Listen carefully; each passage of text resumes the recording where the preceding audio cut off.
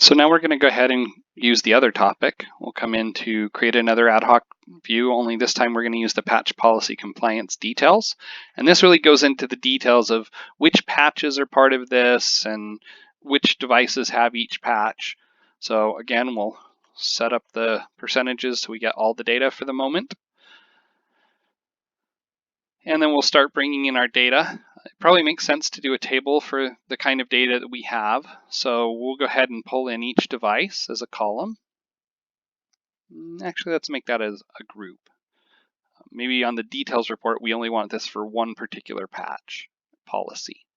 So we're going to go ahead and then bring in information about the patches that are applicable that are assigned to this policy. So there's the patch name, maybe the patch vendor,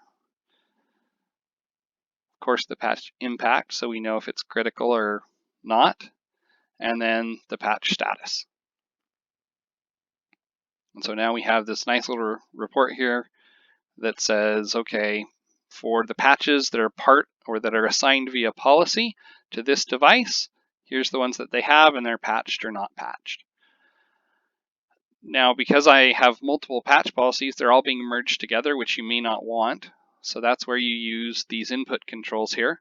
Because we're using topics, we can't actually use the filters that are over here that you would normally use in domains. So we're going to come over here and say we only care about the MS patches policy that we've got created. We'll say OK.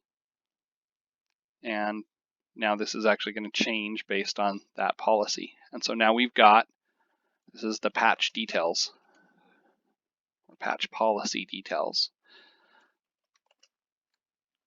And so now we've got a report that tells us for the MS patch policy or whatever it is I've filtered it down to, which policies. You can see if I put in patch policy name, maybe that's an important thing here. We could put that in first, and you can see MS patches are where the patch policy is coming from. If I was to go in and change this to, let's say I have one for Java updates, I think.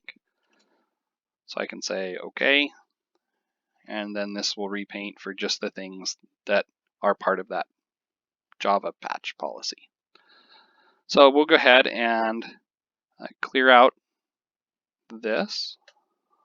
So it's just a %, and now we've got everything. And then we can go ahead and save this. And then again, we could do conditional formatting on this if we wanted to highlight critical patches or something like that, we could. But since I don't need to do that right now, I'm just going to go ahead and save this, put it in here, and this will be the patch policy details report.